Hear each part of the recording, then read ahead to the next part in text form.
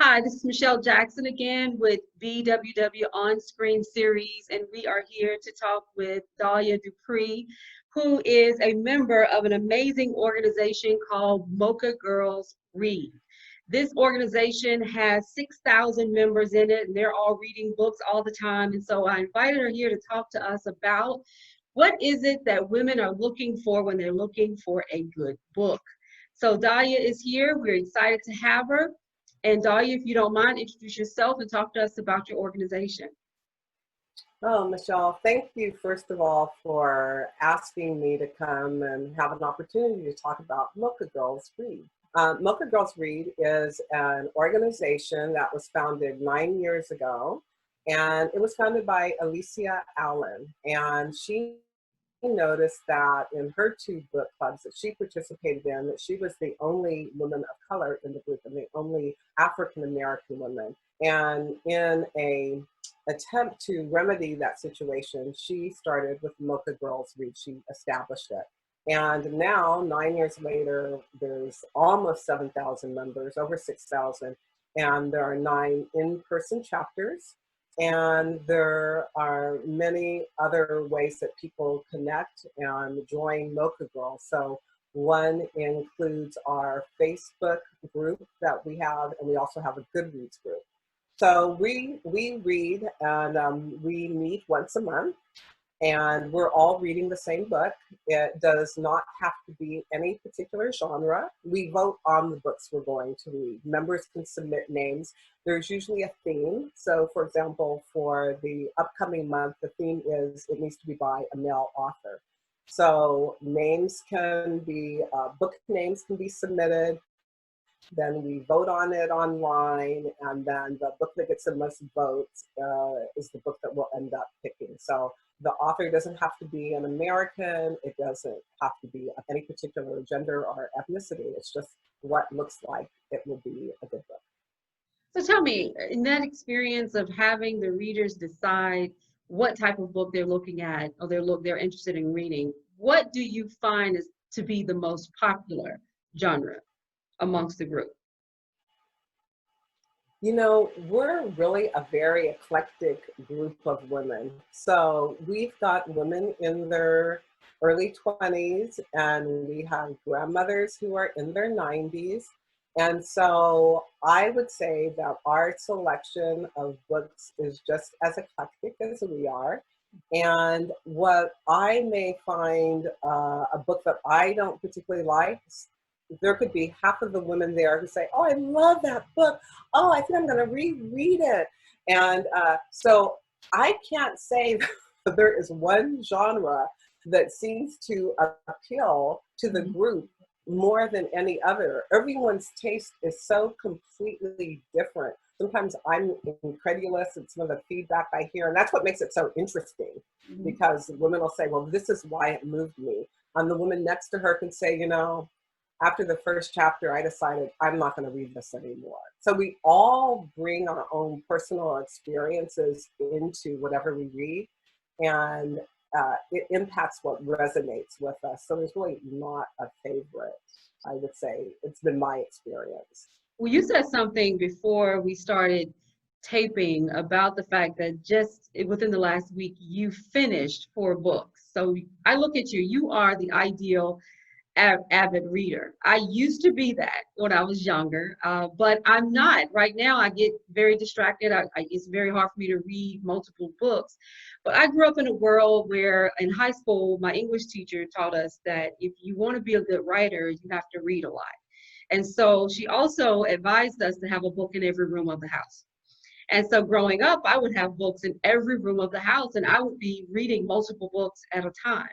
And that's one of the things that really got me into being a writer, is the fact that I read so much, and it was just so wonderful to read, because reading just, it's magical. It just takes your mind away. It takes you away to another place. And so I want to talk to you as a reader.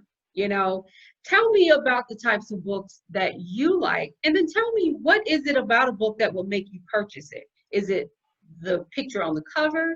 Is it the summary of the book at the very back end of that particular book? Is it that you have to know the actual writer? be familiar with the writer. Tell me what makes you buy a book, and let's talk about you as a reader. Okay.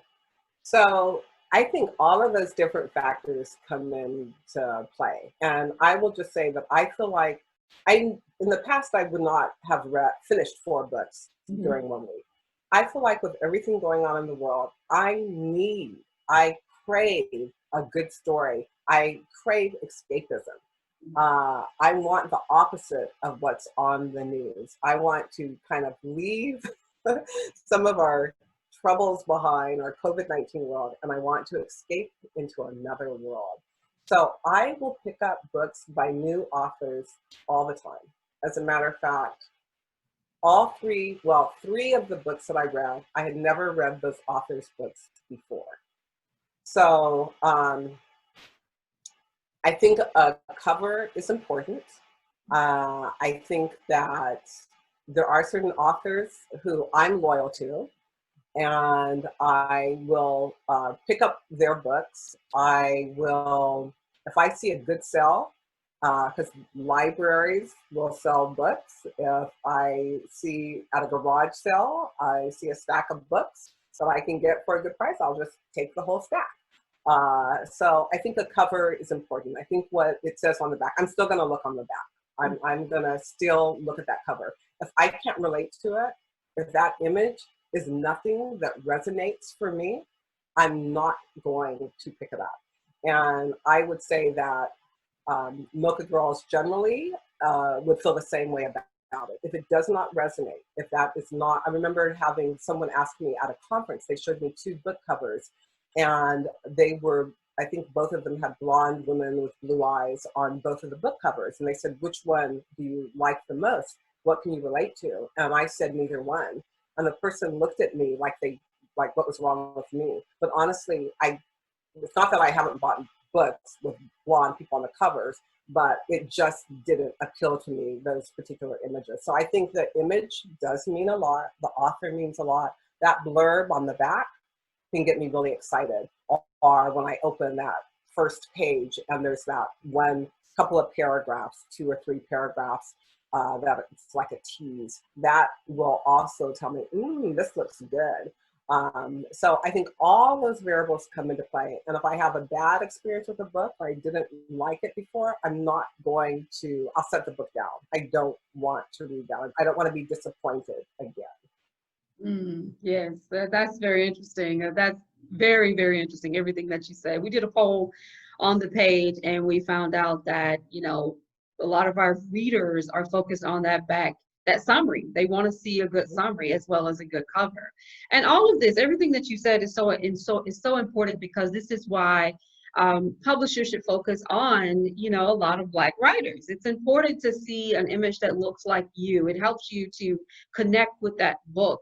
True enough, but also all of us, we have great stories to tell, whether we're Black or white. And so it's important that there's a lot of equity in how publishing is done, so that all of our works will make it to the marketplace and do very well. So it's very good to know that not only is Mocha Girls Read doing such a fantastic job of getting more women of all races to read and to connect with these books, but it's very helpful as a writer to know that there are organizations out there that, with people that look like me, that will read books with images on the cover or in it that look like me. So that's a very, very, very good thing. So tell us, is there anything else that's happening in your world right now that, you talked about COVID and reading, and there's been a lot of talk about that from a writer's perspective. We kind of go into this COVID idea thinking that people are home, they're going to read more, but a lot of the books that are being sold are more around racism and things like that. But that doesn't always take your mind off of what's happening, to read more about what we already see on the news. So give me an idea of one of the books that you read over this, that you ended within the last week. How did it just use its magic to remove you from where you are to that place we love to get to when we read these dynamic books? Okay, well, I read in advance Farah Rashan's book, the Boyfriend Project, which is the Mocha Girls selection, book club selection for next month, when we meet next month. And so that definitely was good escape, fun fiction. That made me smile, it made me laugh, and it was what I needed, kind of like an anecdote. So I think that for Mocha Girls, that's what we all needed. Our last book was The Black Cabinet, and so that was nonfiction. It was very interesting, but this was a good balance to have something that was more light-hearted. So just for clarification, even though the cover, it doesn't have to be someone who looks just like me, but it has to still be appealing to me, right? And so since we read across, you know, we read authors who are a very ethnic group. But yeah, I think The Boyfriend Project was a fun, light summer read. That's great. Well, thank you so much. How can I join the group if I'm interested? Just go onto the website, and there's something that says join us, and it's just a click of a button, and you will be directed on how you can become a member, and everyone is welcome. And it's great to just be in that community of women that love to get together, that love to talk about books and to share books. And a lot of women are in the situation that you described, where they come to Mocha Girls Read because they're saying, I used to read more and now I just don't have the time, or I'm so, I'm distracted by responsibilities and other obligations. And they're hoping that a book club such as Mocha Girls will pull them in and somehow help them to prioritize and squeeze in reading more. And it does. But even if you don't finish the book, it's just great to be in the company of like-minded women. I wanted to mention this one fact that some people may be familiar with, but there was a Pew Research study that showed that, and they weren't looking for this, but they inadvertently stumbled across the fact that the person who is most likely to pick up a book and read it is an African-American woman who's attended college. Out of all the demographic groups in the United States, it is really African-American women who consume such a high volume of books, more than any other particular subgroup. And so just being around other women,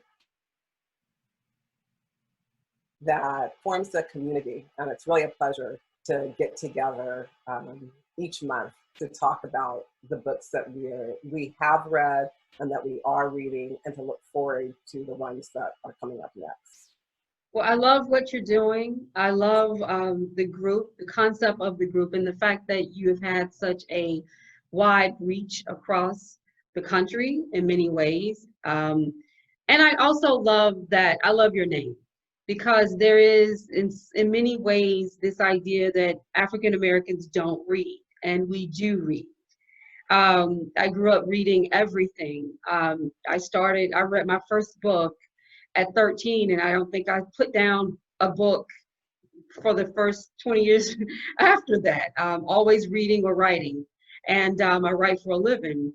And so it's very great. It's just amazing to see an organization like yours and to know it's out there, and to know that I can become a part of it. But it's also great to meet you and to see that you're not only an avid reader, but someone who's very passionate about literature. And that's very important for me as well. So thank you so much.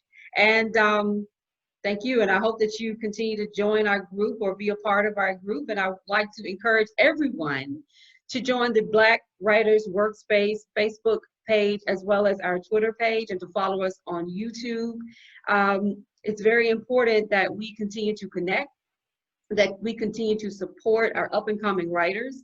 Doesn't matter what race, but we definitely want to make sure that our Black writers know that we support them and that they should continue to do what they're doing. That's what this is all about. And I hope that you will subscribe to this YouTube page. Thank you. Thank you. Thank you, Michelle. I appreciate it. Take care. You too.